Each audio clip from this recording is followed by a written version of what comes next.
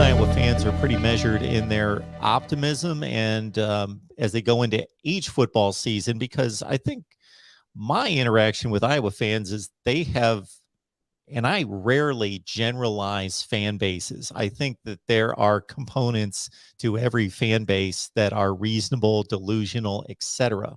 to every fan base. But the Iowa fan base seems to be more logical and reasonable than most. They know and are proud of their football program, but reasonable in regards to expectations, and know that 8 wins is typically where they stand, and they can jump out and seriously contend for a Big Ten championship on a fairly regular basis, but not every year. And so I felt as though that there was a groundswell of like severe, high optimism, but at the same time it was guarded. And now it seems as though, from the interaction I've had, that it's almost back to business. Let's win the West. And as you mentioned, maybe the pressure's off. Well, I hope that's true. I think from what I learned post game, and from what I've learned of some of the response, you have the Penn State fans who come back and say, "We told you so," and this is what you get, and I smell a rat, and all this garbage. But that's in the past. I think the big thing right now, like you said, is focusing on the West Division, because the playoff right now is it mathematically possible? Absolutely. I mean, you win out, Mark, and you beat Ohio State in the title game, I think you're probably in. I mean, I would be shocked if you're not in. I mean, yeah, you got blown out at home, but again, to go 12-1, including a Big Ten title and maybe the toughest conference in the country, I just have a hard time seeing the playoff committee leaving you out. But, I don't know that that's reasonable right now. I mean, it was reasonable after Penn State, but now with one loss, you kind of have to do a reality check. Certainly losing to a Purdue team that, do I think they're top 25? Absolutely. But you have no business getting blown out at home to Purdue. There's no question about it. The issue is a couple things, and this is what I've had a few days to mull this over. I've obviously had a lot of conversations. I spoke with Don Patterson probably for about 2 hours after our show on Saturday. Him and I end up getting to talking about off the topic sort of things, and it kind of comes around to, circles back around to Iowa football. But here's what and I'm not speaking for Don here. This is what I've come to the conclusion of, just myself watching what happened Saturday and kind of what we've seen over the past 4 years with this squad. First of all, after the Penn State game, I was first to say it was the biggest home win since 1985. And I think that's probably still true. Of course, I'm referring to the Penn State game.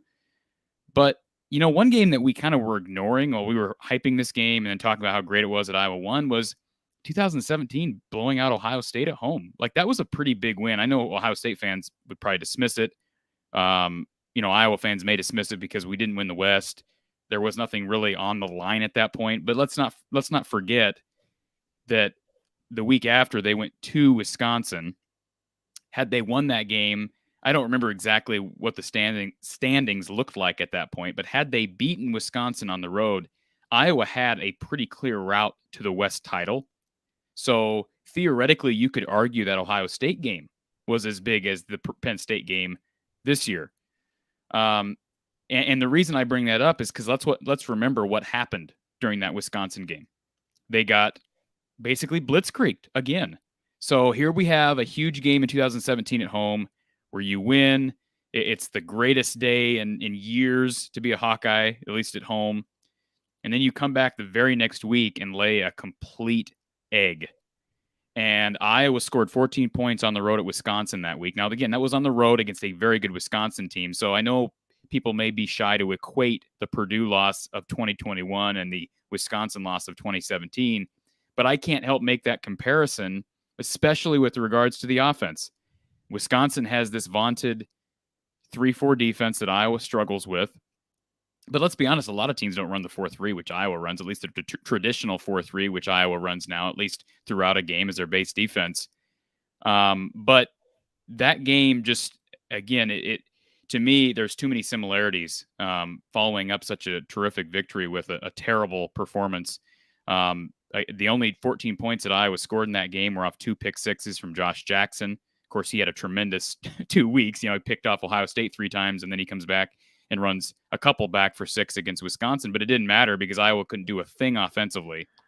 Corey, when you talk about the criticisms of the style of offense, and I think it's pretty obvious, even from somebody like myself who watches Iowa play the bigger games of the season. I watch 6 to 7 games typically each year of Iowa football, and then watch all the other games that I watch across the nation. The style of play, it's not as stark a contrast as it has been in previous eras of offensive football, but it's still decided. I wonder if there's a connection between Kirk Ferentz and how he sees this program, where he sees this program, and what offense he chooses to run, because he always deflects any type of national title contention, playoff talk, anything, and kind of sizes his program down to a certain place. That's because he can get by with it, Mark. His buyouts have been, and I love Kirk Ferentz. I'm not here to rip Kirk Ferentz, but, and I don't have the numbers in front of me, but if you go and look at Kirk Ferentz's contract, he gets a bonus for winning 7 games. I mean, it's just ridiculous. And I'm not the only one. I'm no Iowa beat writer. I'm no Iowa reporter, but I have good sources that agree with this. I'm talking people inside the program that agree with this. So, and again, I'm not saying that anybody hates Kirk Ferentz. I think everybody loves Kirk Ferentz. But the fact of the matter is, Kirk Ferentz's agent has worked over Gary Brada and this university for years. And kudos to them. But the problem is, it has put a ceiling on things to where Kirk doesn't really have to worry about, how many Big Ten titles he wins, how many trips to the playoff, because there's this standard that has been set at Iowa of winning 8 to sometimes 10 or even 11 games. And once in a while, you maybe win 12 games. I mean, it happened in 2015. They won 11, 2002. I mean, they have years where they're winning double-digit games, but for the most part, they're not contending for Big Ten titles year in and year out. It's just not happening. And I think most Iowa fans understand that. We appreciate the consistency. Kirk Ferentz has brought a level of consistency, a level of development. Now, how much of the development can be credited to Chris Doyle? That's certainly something that could come into play. Although Raymond Braithwaite, who's taken his place, was sort of in that Doyle mold, so I don't anticipate them taking a huge step back. I think we probably would have seen something at this point if that was going to happen from a physical standpoint. I don't see that yet, although the line is struggling. But yeah, they're just, to me, until Kirk moves on, we have to get used to being disappointed with Iowa refusing to change things up. Even Phil Parker, I said it after the game, I'm disappointed in Phil. I think Phil is one of the better defensive coordinators in the country, and I stand by that. And he's on my top 3 list of guys to replace Kirk when Kirk retires. But Phil got out coached Saturday, and Phil was stubborn on Saturday.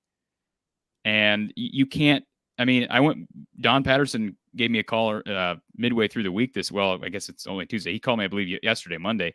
And he basically said, look, I watched the tape back, and we were sending one guy on David Bell the entire game. I mean, there were a few instances where they, had a safety over the top, but for the most part, Bell was single covered the entire game. That's unacceptable. When you're not getting pressure up front, which the defensive line has not played great these last 2 games, you've either got to be effective and well-timed with your blitzes, which Iowa tried to blitz at times, and almost every time it got picked up, or you've got to be able to send another guy back on and make them play left-handed. That's how Don described it. That's what Hayden Fry was all about. Look, you got one guy who's burning us through halftime. Okay, you can beat us, but beat us somehow. We're going to make you beat us some other way. And Iowa just never did that on Saturday. They continued to allow the same thing over and over and over and over and over again. And I said it going into the game that it wasn't a good time for Riley Moss to go down with an injury. But I don't think that would have made any difference because Matt Hankins was lined up. Matt Hankins is Iowa's best corner. And he was lined up against Bell, I believe, every play, but maybe every catch, but maybe one when Terry Roberts was lined up against Bell. So this was Matt Hankins. I saw Matt Hankins was named a midseason All-American today. Certainly Iowa fans aren't going to be celebrating that. He deserves it, though. I mean, he's played great this year. He's been outstanding. In fact, I think I had him number 2 on my most valuable player list through, I believe, 3 games, and I would have said that after 5 games. He was tremendous in that win over Penn State. But the fact of the matter is he got burned like he has before against David Bell, like Riley Moss has before against David Bell. I mean, everybody Iowa has thrown at David Bell has gotten completely destroyed. It's just ridiculous. But again, you got to put it on the coaches. This is not, you can talk about players all you want, but Phil Parker, love him or not, I do love the guy. He was stubborn on Saturday. I don't feel made the adjustments he needed to make. Certainly, defensive line didn't help things, but it was just an all-around poor effort. But going back to your original point, Mark, I think that the stubbornness that we see from Kirk is a trickle-down effect. And, I would like to see Kirk maybe hold his coaches a little bit more accountable. I don't know what's going on behind closed doors. Certainly, I'd like to see him hold his son more accountable at times. I don't know who made the final call the first half, and certainly it didn't make a difference in the game in general, but they took a knee at midfield. And then I tweeted out the very next day, Baker Mayfield threw a Hail Mary touchdown from like the exact same spot on the field. And I tweeted out, I said, this is why you don't take a knee on the final play of the first. There's just no reason not to do that. I mean, what are the chances of the guys, this is what Don said, returning the football 105 yards or 100 yards for a touchdown? It's not going to happen. And that just shows to me, especially when you're down, a level of submission that should be unacceptable. Now, maybe it was Kirk that made that call, and Brian certainly has to answer to Kirk as the head coach. But there needs to be, I think, a level of responsibility taken, and Kirk is good about accepting blame as the coach. I mean, he's certainly not Scott Frost and deflecting the blame to everyone else. But I think there needs to be a level of responsibility, and Ken O'Keefe deserves some of that. I mean, here's a guy who was Iowa's offensive coordinator for years, and he's got one job right now, and that's to develop quarterbacks. Not doing a very good job of it. Didn't do a very good job with Nate Stanley either. And granted, he's only been here since 2017. But like simple things like knowing how to slide, that Spencer Petras still doesn't know how to slide. That's just ridiculous. I mean, for him not to be able to teach that, and keep in mind, before Ken O'Keefe, I don't know how many years back. I'd have to look at the staff rosters from years prior. But typically, Iowa's offensive coordinator coaches quarterbacks, and this year and in the past 4 years, it's been Ken O'Keefe, who's getting, I believe he's like one of the highest paid. He might be the highest paid quarterbacks coach in the country. Think about that for a second, Mark. Iowa's quarterback coach is the highest paid quarterbacks coach in the country. So, there's lots of blame to go around. I'm not trying. I don't want to feel like I'm just generalizing everything and I'm hitting the panic button. But this loss is sort of indicative of what we've seen in the past. These great highs as an Iowa fan, and then these steep drops. So hopefully it changes. I hope that this bye week, I certainly think it comes at a good time, but hopefully these coaches take responsibility inside the locker room and make some changes, because they're going to need it going up against a great Wisconsin defense next week.